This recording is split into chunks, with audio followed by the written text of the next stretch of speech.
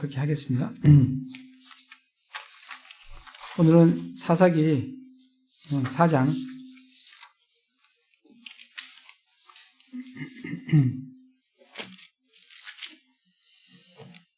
사사기 4장 말씀입니다. 4장 1절에 보면 에훗이 죽은 뒤에 이스라엘 자손이 다시 주의 눈앞에서 악을 행함으로. 에훗이 이제 죽은 뒤에 어떻게 되었는지. 첫 번째 사사가 온니엘이고, 두 번째가 에훗이고, 세 번째가 이제 삼갈이 있었는데, 삼갈에 대해서는 한 줄로 마감을 하고, 4장에서는 에훗이 죽은 뒤에 그렇게 이제 나옵니다. 이스라엘 자손이 다시 주의 눈앞에서 악을 행함으로. 참 들려오는 단어가 뭐냐면 다시라는 단어예요. 참 이 사사기 내내 하나님께서 재판관을 일으키면 평안해졌다. 그리고 다시 이스라엘이 죄를 범하고, 그게 계속 반복이 됩니다. 그렇게 반복되는 그 하나의 말씀을 우리들이 읽고 우리들의 삶은 어떤가? 우리들의 삶도 역시 그런 것을 계속해서 반복하지는 않는 건가? 하나님께서 반복을 하지 말라고 우리에게 이 말씀을 참 주셨는데, 우리는 그걸 읽고 이스라엘이 그렇게 하듯이 우리도 또한 반복하지는 않는가? 그런 생각이 참 들게 됩니다. 에훗이 죽은 뒤에 이스라엘 자손이 다시 주의 눈앞에서 악을 행함으로. 하나님께서는 이스라엘 악을 행하니까 여지없이 하나님도 이스라엘을 다시 파십니다. 2절에 보면 주께서 하솔에서 통치하던 가나안 왕 야빈의 손에 그들을 파셨는데 그의 군대 대장은 이방인들의 하롯에 거하던 시스라더라. 그렇게 이제 나옵니다. 하나님께서 그들을 파셨어요. 그리고 어디에 파셨냐면 하솔에서 통치하던 가나안 왕 야빈의 손에 파셨습니다. 그 하솔은 저 위에 지방이에요. 나중에 지도를 한번 찾아보시면 알겠지만 저기 그 긴네렛 그 바다 호수 있지 않습니까? 호수 그 위에 보면 하솔이라는 곳이 있습니다. 거기에 이제 가나안 왕 야빈이 이제 통치했는데 거기에 이제 군대 대장이 이름이 이제 시스라라고 하는 군대 대장이 있습니다. 3절에 보면 그에게는 철병거가 900대가 있었고 그가 20년 동안 이스라엘 자손을 심히 학대하였으므로 이스라엘 자손이 주께 부르짖으니라. 계속 반복되는 그런 상황입니다. 죄를 범하고 하나님께서 파시고 압제를 당하고 부르짖고 그렇게 이제 계속 반복되는 그런 삶을, 그런 이제 모습을 보게 됩니다. 이 시스라는 거기 보시면 그에게는 철병거 900대가 있다고 합니다. 참 철병거가 말하면 지금으로 하면 뭐에 해당되겠습니까? 60년대 우리가 정말 남북한 전쟁을 할 때 탱크 없는 우리 한국에 남한에 북한이 탱크를 가져오듯이 철병거가 그런 형태입니다. 그런 게 철병거예요. 그런 게 몇 대 있다고요? 900대가 있습니다.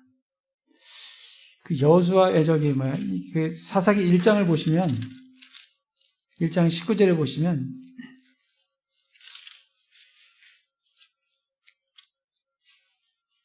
주께서 유다와 함께 하셨으므로 그가 산의 거주민들을 쫓아내었으나 골짜기의 거주민들은 철병거를 가지고 있었으므로 쫓아내지 못하였더라. 이렇게 말씀을 주고 있습니다.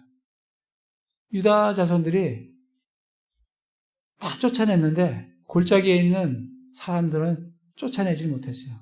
왜냐하면 철병거를 가지고 있기 때문에. 여호수아를 한번 가보겠습니다. 여호수아 17장 우리 했던 거니까 계속 이 말씀을 익히는 겁니다. 아, 이 말씀이 그런 말씀이 같이 있구나. 17장 16절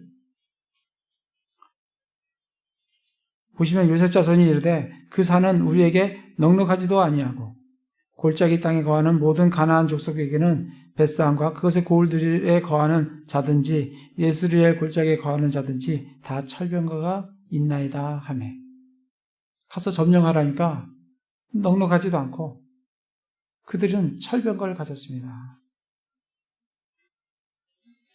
근데 여호수아가 18절에 보면 그렇게 말을 합니다. 가나안 족속이 철병거를 가졌고 강할지라도 내가 그들을 쫓아낼 수 있다. 이때 철병거는 아마도 그렇게 많지 않았을 것 같아요. 이때 쫓아냈더라면 시스라가 900대의 철병거를 가지지는 않았을 거예요. 그러니까 하나님께서 쫓아내라 하실 때 그 작은 철병거를 가졌을 때 그들을 쫓아냈더라면 지금 900대의 철병거를 가진 시스라가 없었을 겁니다. 우리의 삶도 마찬가지예요. 우리 안에 조그마한 누룩, 조그마한 죄를 우리가 허용을 하면 그게 커져서 성장해서 900대의 철병거가 돼서 우리를 압제하고 우리의 위에 군림하고 우리를 정말 타락으로 빠뜨리게 하는 그런 죄가 우리 안에 계속 커지는 그런 것을 이런 걸 통해서 참 교훈을 받게 됩니다. 그걸 통해서 다시 사사기로 와서 그렇게 되니까 이스라엘 자손이 부르짖으니까 하나님께서 누구를 일으키냐면 4절에 보면 그때 라비돗의 아내 여대언자 드보라가 이스라엘을 재판하였더라. 하나님께서 누구를 일으키시냐면 드보라를 일으키세요. 드보라는 여성입니다. 이 여성이 재판관이 된다는 것은 그 사회가 올바로 하나님 앞에 쓰임받을 남성이 없다는 겁니다. 굉장히 이 참혹한 그런 이 모습을 보여줘요. 성경에서는 뭐든지 남자가 리더의 역할을 하게 되어 있습니다. 자매님들이 그렇다고 저거 하다는 얘기가 아니라 하나님께서 그렇게 만들어 놓으셨어요. 남자와 여자를. 그런데 이 사회가 여자가 리더를 한다는 것은 이 사회가 지금 뭔가 잘못돼 가고 있던 사회라는 것을 우리에게 알려주고 있습니다. 우리나라도 대통령이 여성이고 독일도 여성이고 여자 대통령들이 최근에 많이 나와요. 그건 사실 그렇게 올바른 정치 시스템이 아닙니다. 그만큼 그 사회가 올바르게 가지 않고 있다는 것을 이제 나타내 주고 있습니다. 5절에 보면 그 여인은 에브라임 산의 라마와 베델 사이에 있는 드보라의 종려나무 밑에 거하였고 이스라엘 자손은 그녀에게로 올라가 재판을 받았더라. 재판관이에요. 이 드보라가. 5장에 보시면 5장 7절에 보면 마을들의 거주민들이 그치고 그들이 이스라엘 안에서 그쳤더니 마침내 나 드보라가 일어났고 어머니 내가 이스라엘에서 일어났도다. 하나님께서 드보라를 일으키셨어요. 드보라를 일으켜서 하나님께서 드보라에게 이제 전달하는 말씀이 6절 말씀이에요. 그녀가 사람을 보내어 아비노함의 아들 바락을 게데스 납달리에서 불러 그에게 이르되 주 이스라엘 하나님께서 이같이 명령하지 아니하셨느냐 말씀하시기를 가서 납달리 자손과 스불론 자손 중에서 10,000명을 거느리고 다볼산까지 다가가라. 하나님께서 주 이스라엘 하나님께서 이같이 명령하지 않았느냐. 납달리 자손과 스불론 자손 중에서 10,000명을 거느리고 타볼산으로 가라. 타볼산은 그 아래에 있습니다. 그 호수, 갈릴리 호수 그 아래 보면 다볼산이 있어요. 거기 가서 10,000명을 데리고 거기를 가라. 그렇게 이제 하나님께서 말씀하신 것을 드보라가 전달을 합니다. 7절에 보면 내가 야빈의 군대대장 시스라와 그의 병거와 그의 무리를 기송강으로 이끌어 내게 이르게 하고 그를 내 손에 넘겨주리라 하셨느니라. 하나님께서 시스라를 넘겨주겠다 하고 말씀을 전달해 주었어요. 그러면 가야죠. 그런데 바락이 8절에 보면 바락이 그녀에게 이르되 당신이 나와 함께 가면 내가 가려니와 당신이 나와 함께 가지 아니하면 내가 가지 아니하겠노라 하매. 바락의 연약한 몸을, 연약한 면을 우리가 볼 수가 있습니다. 드보라 당신이 나와 함께 가면 내가 가고 당신이 나와 함께 하지 아니하면 내가 안 가겠다.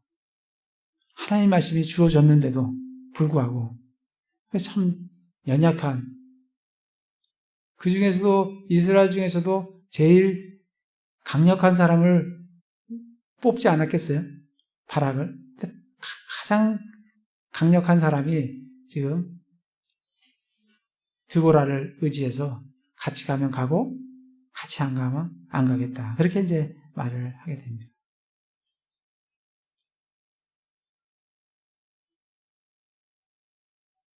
그래서 9절에 보면 그녀가 이르되 내가 반드시 너와 함께 가리라. 드보라가 내가 너와 함께 가겠다. 그럼에도 불구하고 내 여정이 내게 명예가 되지 아니하리니 이는 주께서 시스라를 한 여인의 손에 파실 것이기 때문이라. 하고 드보라가 일어나 바락과 함께 게데스로 가니라. 가겠다는 거예요. 그런데 네가 이 일로 인해서 명예롭지가 않다는 거예요. 왜? 자원함으로 가는 것이 아니기 때문에. 당신이 가면 내가 가고 당신이 안 가면 내가 안 가겠다. 자원하는 순종이 아니지 않습니까? 그래서 실제로 9절에 한 여인의 손에 파실 것이기 때문이다. 그래서 이 바락이 시스라를 죽이는 것이 아니라 한 여인이 시스라를 죽이게 됩니다. 그걸 이미 하나님께서 시스라가 죽기 전에 이미 바락에게 드보라를 통해서 말씀을 해주셨습니다. 그 여인이 누구냐면 17절에 보면 그럼에도 불구하고 시스라는 걸어서 도망하여 겐 족속 헤벨의 아내 야엘의 장막에 이르렀으니 이는 하솔왕 야빈이 겐 족속 헤벨의 집 사이에 화평이 있었기 때문이라. 그래서 18절에 야엘이 헤벨의 아내죠. 헤벨의 아내 야엘이 시스라를 전쟁에 패한 시스라 군대장관을 맞아들여서 그를 잠재우고 그리고 22절에 보라 21절에 피곤하여 곧장 잠들매 그때 헤벨의 아내 야엘이 장막에 말뚝을 취하고 손에 새망치를 들고 그에게 살며시 다가가 말뚝을 그의 관자놀이에 받고 땅에 고정시키니 이에 그가 죽으니라. 그 시스라 군대장관을 그 철병거 900대를 가진 그 시스라를 죽인 사람은 바락이 아니고 헤벨의 아내 야엘이 죽였다는 거예요. 그래서 그런 면에서 바락이 온전한 순종을 안 했기 때문에 기꺼이 순종을 안 했기 때문에 그 길이 그에게 명예롭지 않다고 9절에 그렇게 말씀을 우리에게 들려주고 있습니다. 10절에 보시면 바락이 스불론과 납달리를 게데스로 불러 자기 발밑에 10,000명을 거느린 채 올라가고 드보라도 그와 함께 올라가니라. 그럼에도 불구하고 바락은 어쨌든 순종해서 갔습니다. 기꺼이 간 건 아니지만 드보라가 함께 하면 가겠다는 그 마음을 가지고 갔어요. 만명을 거둔 채 올라갔습니다. 근데 이게 참 누가 그때 함께 올라갔냐면 5장 2절에 보면 이 5장은 승리를 한 이후에 찬양의 노래입니다. 여기에서 우리는 이 4장의 내용들을 알 수 있는 부분들이 굉장히 많이 있어요. 4장에 안 나타난 부분들을 5장에서 우리는 많이 알 수가 있습니다. 누가 함께 올라가냐면 5장 2절에 너희는 주를 찬양하라. 백성이 기꺼이 헌신했을 때에 그분께서 이스라엘 원수를 갚으셨도다. 누가 함께 올라가냐면 기꺼이 헌신하는 백성들이 함께 올라갔어요. 그 10,000명이 하나님께 기꺼이 헌신하는 사람들이에요. 스불론과 납달리에 있는 그 10,000명이 기꺼이 하나님께 헌신하는 사람이라고 지금 4장에는 표기 안 되어 있지만 5장에 그렇게 표기가 되어 있습니다. 5장 9절을 보겠습니다. 내 마음이 이스라엘을 다스리는 자들 곧 백성 가운데서 기꺼이 헌신된 자들에게로 향하나니 너희는 주를 찬송하라. 하나님은 기꺼이 헌신하는 자.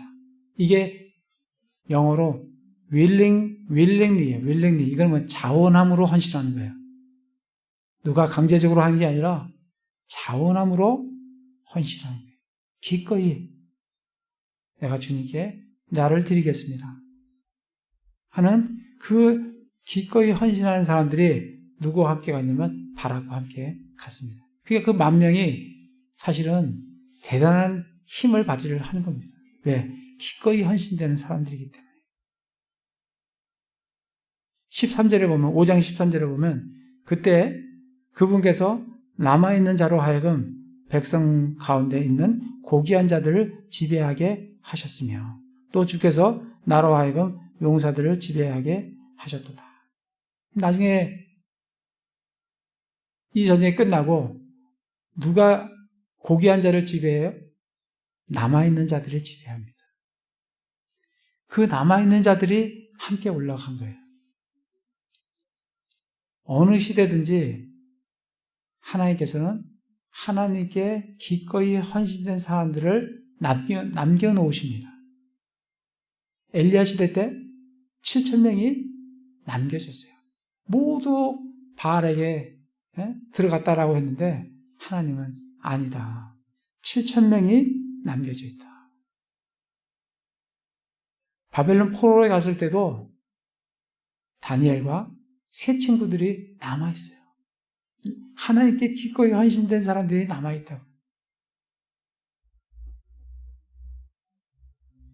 사도시대에 초기 기독교에 그때 남아있는 사도들이 있어요. 지금 이 시대에도 정말 말세지말에 사는 이 시대에도 하나님께 기꺼이 헌신하려고 하는 남아있는 사람들이 있어요. 하나님께서는 그 사람들을 통해서 하나님의 일을 하십니다. 많은 사람이 필요한 게 아니고 기꺼이 헌신된 남아있는 사람을 통해서 하나님은 일을 하십니다. 18절에 보면 5장 18절입니다. 스불론과 납달리는 들의 높은 곳에서 죽기까지 생명의 위협을 무릅쓴 백성이로다. 이 사람들이 함께 갔어요. 죽기까지 생명의 위협을 무릅쓴 백성들. 그들이 기꺼이 헌신하는 자들이고 그들이 남아있는 자들이에요. 그들이 바락과 함께 올라간 것을 볼 수가 있습니다. 그렇게 올라갔어요. 11절에 이제 모세의 장인 호밥의 자손 중에서 겐 족속 헤벨이 자신을 분리시켜 겐 족속을 떠나 게데스 옆에 시아나임 평야에 이르러 장막을 쳤더라. 갑자기 겐 족속이 이렇게 나와요. 이 겐 족속은 왜 또 하나님께서 등장을 시키시나? 이 겐 족속은 사사기 1장을 가보겠습니다. 1장 16절에 보시면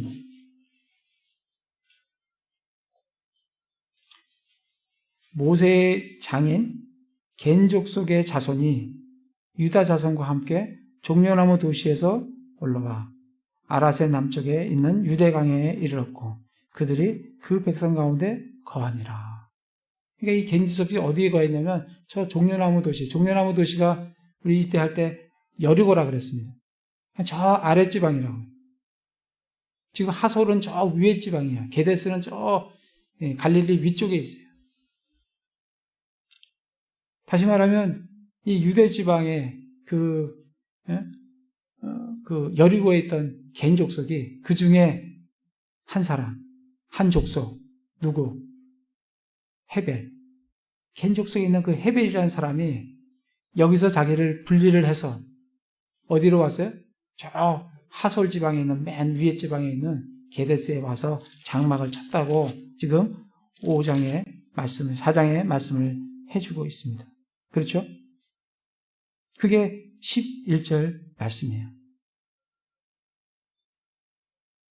이 헤벨의 아내인 야엘이 누구예요? 시스라를 장막의 말뚝으로 머리를 관절을 쳐서 바닥에 땅에 박은 사람이 이 헤벨의 아내 야엘입니다. 그걸 말씀을 하시기 위해서 지금 11절에 이 겐족 속의 헤벨이 왜 저 밑에 종려나무 도시인 여리고에서 왜 일로 올라오게 됐는지 그 말씀을 지금 11절에 언급을 해주고 있습니다. 이렇게 하나님께서는 이 언급을 해주시면서 왜 헤벨의 아내 야엘이 그런 일을 하게 되었는지를 우리에게 말씀을 해주고 계십니다.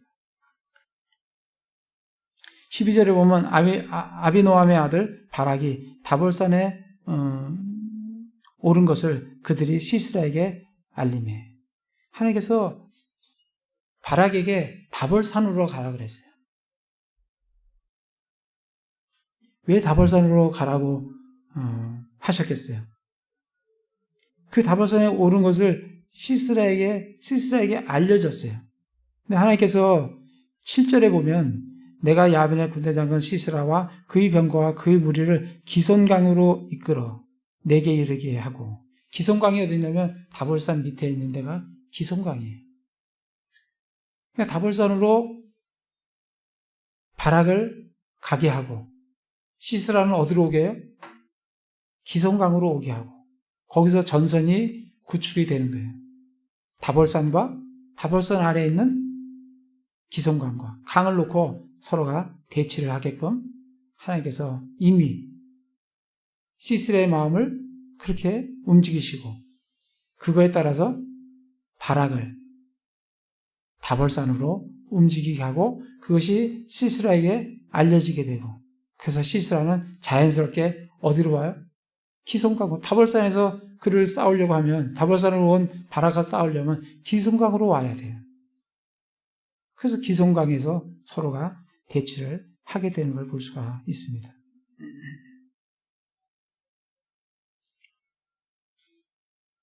그래서 13절에 시스라가 자기의 모든 병거 곧 철병거 900대와 자기와 함께 온 백성들을 이방인의 들의 헤롯에서부터 기손강으로 함께 모으니 14절에 드보라가 바락에 이르되 일어나라 이날은 주께서 시스라를 내 손에 넘겨주신 날이니라 주께서 너보다 앞서가지 아니하시느냐 하니 이에 바락이 자기를 따르는 10,000명을 거느리고 다볼산에서 내려가니라. 드보라가 동기를 부여해요. 바락에게 일어나라. 주께서 시스라를 내 손에 넘겨주신 날이다. 일어나라. 주께서 너보다 앞서가지 아니하시느냐. 그러니까 바락이 자기를 따르는 10,000명을 거느리고 다볼산에서 내려가니라. 우리 이 구절에서 바락이 다볼산 위에 있었구나. 그리고 지금 드보라의 동기부여를 듣고 하나님의 말씀을 듣고 지금 밑으로 내려가고 있구나. 어디로? 기손강으로 내려가고 있구나 하는 걸 우리가 알 수가 있어요. 이거는 전투적인 면에서 보면 죽음의 길을 택하는 거랑 똑같아요. 900대의 철병거를 가진 막강한 전력을 가진 그들 앞으로 그들을 산으로 유도해서 방어전을 해야 되는 게 전력적으로 맞습니다. 전투적인 그 어떤 전략적인 면에서 맞아요. 이거는 장비도 없고 전쟁 장비도 없는, 그것도 별로 인원도 되지 않는 그런 인원을 데리고 밑으로 내려가서 강에서 그들과 함께 싸운다는 것은 우리 그냥 죽으러 내려가겠습니다 하는 것과 같은 전투예요. 그거를 우리가 이 말씀을 통해서 알 수가 있어요. 그런 면에서 보면 이 연약했던 바락이 정말 변화된 것을 참 볼 수가 있어요. 그래서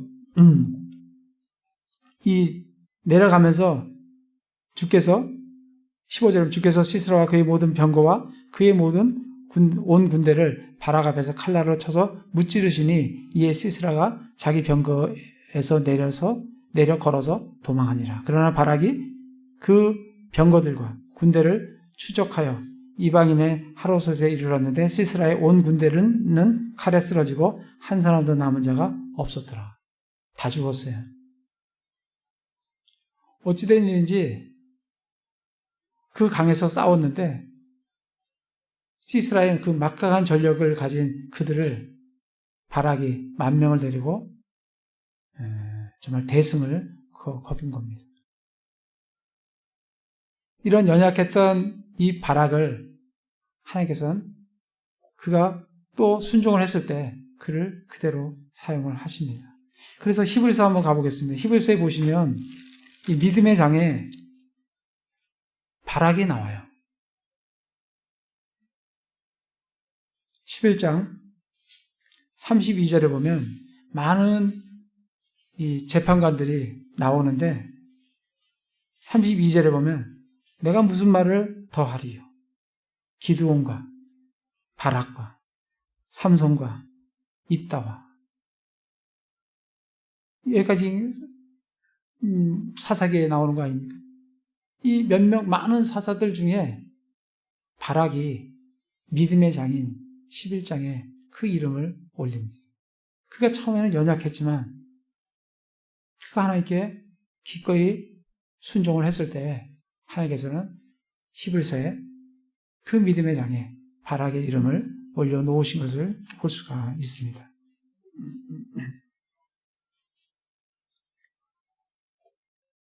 우리가 이 싸움을 보면 이 싸움의 승리는 누구의 승리냐면 주님의 승리예요. 바락의 승리가 아닙니다. 바락은 순종만 하면 돼요. 15절에 보면 주께서 시스라와 그의 모든 병거와 그의 온 군대를 바락 앞에서 칼날을 쳐서 무찌르시니 이에 시스라가 자기 병거에서 내려 걸어서 도망하니라. 주께서 그렇게 하셨다는 거예요. 그래서 이 전체 이 싸움의 승리의 주역은 바락이 아니고 주님이시다는 것을 우리가 볼 수가 있습니다.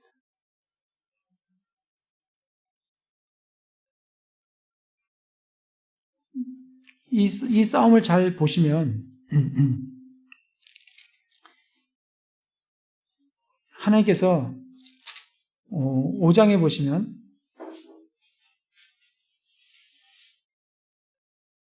5장 2절을 5장 7절을 보시면 5장 7절 5장 18절을 보겠습니다. 18절을 보시면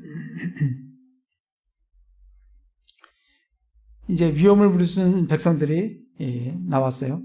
나오고 20절에 보면 그들이 하늘에서부터 싸우되 별들이 자기들의 다니는 길에서 시스라와 싸웠더라. 시스라는 지금 누구하고 싸우냐면 바락하고 싸우는 게 아니에요. 하늘로부터 싸워요. 이 별들은 천사를 의미합니다. 천사들이 자기들이 다니는 길에서 시스라와 싸웁니다. 그러니까 육적인 싸움이 아니라는 거예요. 영적인 싸움이라는 거예요.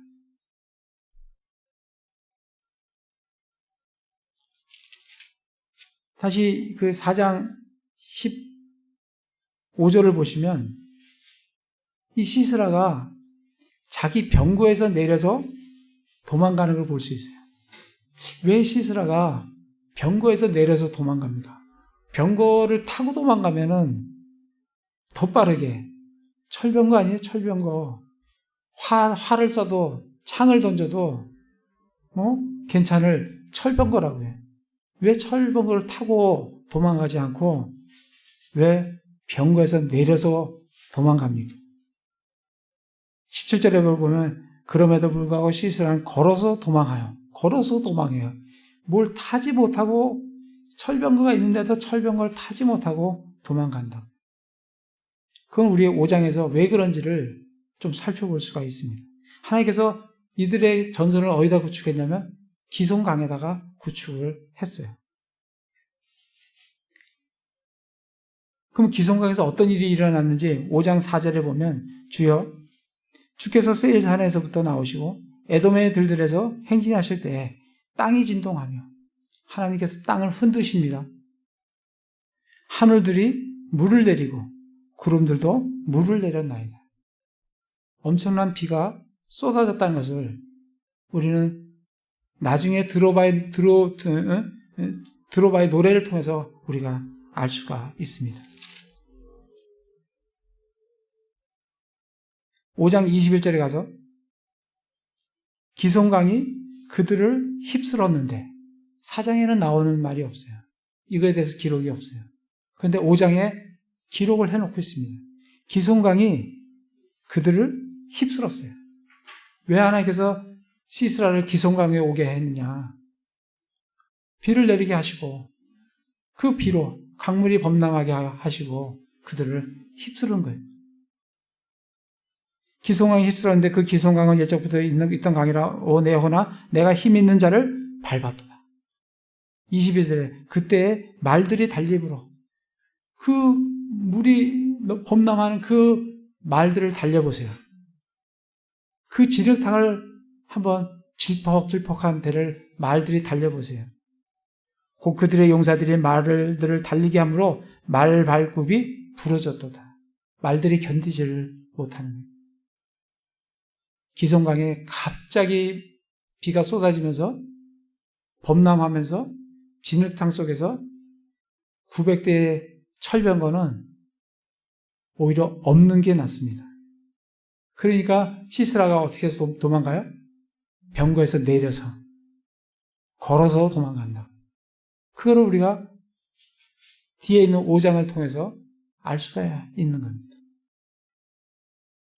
그래서 이 싸움은 바락의 싸움이 아니고 하나님께서 왜 시스라를 기송강으로 데려왔는지, 기송강에서 왜 하나님께서 비를 내리시고 거기서 그들이 900대의 그 철병거가 아무런 힘을 발휘하지 못하도록 하시면서 바락이 대승을, 정말 바락은 손도 안 대고 승리를 하는 그런 모습을 우리가 볼 수가 있습니다. 그래서 그들이 전멸을 당했어요. 그러자 시스라가 어디에 이르렀어요? 17절에 보면 그럼에도 불구하고 시스라는 걸어서 도망하여 겐족 속 헤벨의 아내 야엘의 장막에 이르렀어요. 겨우 몸만 살려서 거기에 이르렀다. 이는 하솔랑 야빈과 겐족 속 헤벨의 집 사이에 화평이 있었어요. 하솔랑 야빈과 겐족 속 저 밑에 종려나무 도시 여리고에 살던 겐족 속에 있던 헤벨이 거기서 분리해서 저 게데스로 와서 누구와 화평을 맺어요? 하솔의 왕 야빈과 화평을 맺고 있었어요. 그런데 전쟁이 나자 이 화평이 뭐로 바뀌어요? 헤벨의 아내 야엘이 화평의 왕의 군대 장관을 데려다가 우유로 먹이고 재우고 관자놀이에 말뚝을 박아서 죽인다. 겉으로 화평이지만 이들의 화평은 겉으로 화평이에요. 전쟁이 나면 이 헤벨의 이 겐족속은 누구의 편에 서냐면 하솔왕 야빈의 편에 서는 게 아니라 하나님의 이스라엘의 편에 선 걸 볼 수가 있습니다. 그래서 주저하지 않고 시스라, 만약에 제대로 된 화평이었으면 시스라를 왜 죽이겠습니까? 보호해주고 도와주고 없다라고 하고 해야 되는데 자기 손으로 죽이고 바락이 왔을 때 죽은 모습까지 보여주는 그런 걸 우리가 볼 수가 있습니다. 이들이 화평이라는 것은 겉으로의 화평이지 진짜 전쟁이 일어나니까 그의 마음, 속마음이 그대로 드러나는 걸 볼 수가 있습니다. 이들은 거짓된 화평 가운데 있었고 이 헤벨의 아내 야엘에 대해서 하나님께서 뭐라고 평가를 하시냐면 5장에 보시면 5장 24절에 보면 겐족속 헤벨의 아내 야엘은 다른 여인보다 복을 받을지니 그녀가 장막에 거한 여인들보다 더 많은 복을 받으리로다. 그가 물을 구하매 그녀가 그에게 우유를 주되 곧 버터를 귀한 그릇에 담아 가져다 주고 그녀가 자기 손으로 장막 말뚝을 잡으며 오른손에 장인들의 쇠망치를 들고 그 망치로 시스라를 치되 그의 머리를 치고 그의 관자놀이를 쳐서 꿰뚫었도다. 그렇게 말씀을 주고 있습니다. 그러니까 헤벨의 아내 야엘이 하나님 앞에 올바른 평가를 받는 것을 참 볼 수가 있습니다. 그래서 이 전쟁의 결과는 23절, 24절에 보면 이같이 그날에 하나님께서 가나안 왕 야빈을 이스라엘 자손 앞에 굴복하게 하셨으므로 이스라엘 자손의 손이 번창하게 되어 가나안 왕 야빈을 이기고 마침내 그들이 가나안 왕 야빈을 멸하였더라. 이게 네 번째 재판관 드보라의 그 말씀입니다. 우리는 여기서 이스라엘 반복해서 죄를 범하지만 그러나 하나님께서는 그런 가운데서도 남은 자가 있습니다. 하나님께서 쓰실 사람이 있어요. 드보라라는 하나님께서 쓰시는 사람이 있어요. 바락이라는 하나님께서 쓰시는 사람이 있어요. 기꺼이 하나님께 헌신하는 만 명이 있어요. 기꺼이 자기 목숨을 내놓는 만 명이 있어요. 어느 시대든지 남은 자가 있습니다. 하나님께서는 그 사람을 통해서 하나님의 일을 행하시는 걸 볼 수가 있습니다. 지금 우리 이 시대에도 남은 사람이 있어요. 저는 우리 교회에 함께 하시는 분들이 정말 이 세상에 마지막 남은 자들이 돼서 하나님께서 쓰시고자 하실 때 기꺼이 자기를 내어놓는, 그래서 하나님께서 쓰시는 그런 형제 자매들이 다 되시기를 기도를 드립니다. 그런 삶을 사시는 형제 자매들 되시기를 기도를 드립니다. 제가 기도하겠습니다.